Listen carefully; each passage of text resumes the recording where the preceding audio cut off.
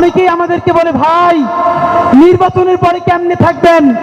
আপনাদেরকে একটা কথা বলি, যাদেরকে আপনারা বড় মাস্তান মনে করেন, এই মাস্তানেরা যদি মাস্তানি হইতো, এই মাস্তানেরা মাস্তানি কইরা হাসিনারে পতন করতে পারতো।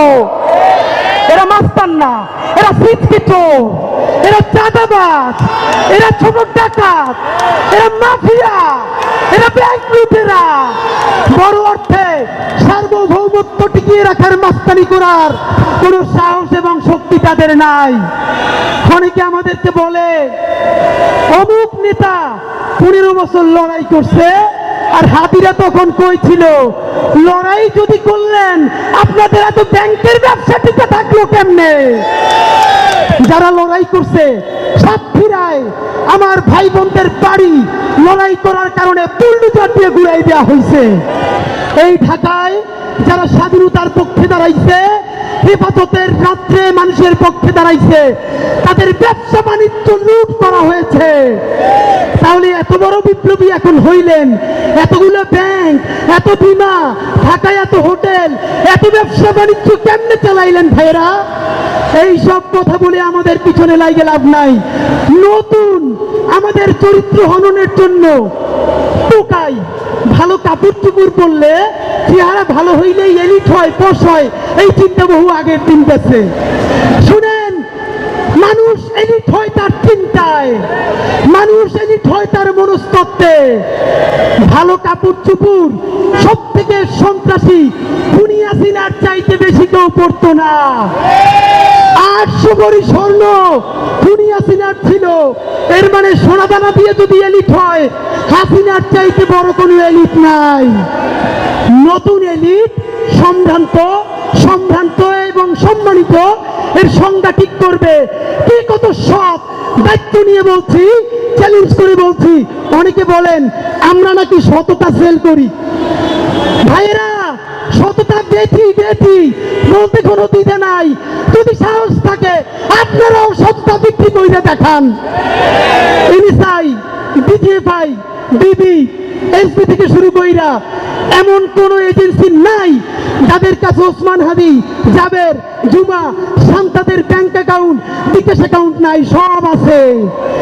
যদি পারেন 1 টাকার চাঁদাবাজি করাপশন প্রমাণ কইরা দেখান। বাংলাদেশে এখন পর্যন্ত কোন মাফিয়ার এত টাকা নাই যেই টাকা দিয়ে আমাদেরকে কিনে নিতে পারবে। ইনশাআল্লাহ আল্লাহ যতদিন বাঁচায় রাখবে, স্বাধীনতা, সার্বভৌমত্ব, ইনসাফ এবং সততার জন্য লড়াই করব। এই লড়াই আমাদের জিহাদ ইনশাআল্লাহ। আর যদি আমি মরে যাই, আমি শহীদ হয়ে যাই, আমার ডান পাশের ভাই বোনেরা এই লড়াই যতদিন বেঁচে থাকবে ততদিন চালাই নেবে ইনশাআল্লাহ। আমরা আমাদের শব্দ, আমাদের ভূমি, আমাদের জমিন আমরা কাউরে দলিল কইরে দেই নাই। এবার একটা রেনেসাঁ চলবে, দলিল পুনরুদ্ধার চলবে। স্যার সলিমুল্লাহর বিশ্ববিদ্যালয়কে আপনার বাংলাদেশের কাছে ফিরিয়ে দেওয়া হবে ইনশাআল্লাহ। সুতরাং নির্বাচনে জিতব কিনা এটা তো ছোট প্রশ্ন।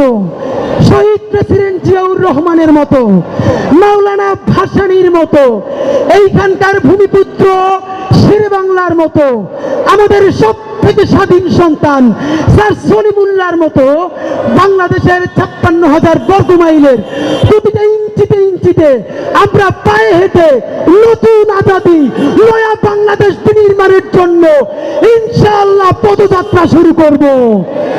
সুতরাং যেই যাত্রা শুরু করলাম, মৃত্যুতেও এই যাত্রা কেউ থামাতে পারবে না। আমাদের এইবারের নির্বাচনের যেই ট্যাগলাইন, সেই ট্যাগলাইন বলে শেষ করছি। রেনেসাঁর কবি ফররুখ আহমদ যেটা বলেছেন, নতুন পানিতে সফর এবার, হে মাঝি নতুন পানিতে সফর এবার। আমি বলবো নতুন পানিতে সফর এবার, আপনারা বলবেন হেমাজি জিন্দাবাদ। ঠিক আছে? নতুন পানিতে সফর এবার, নতুন পানিতে সফর এবার, নতুন পানিতে সফর এবার।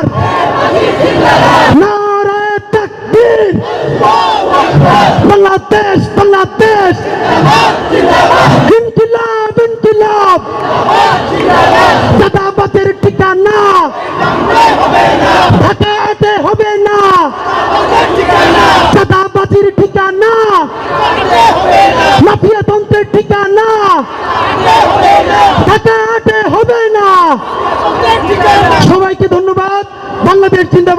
ইনকিলাব জিন্দাবাদ।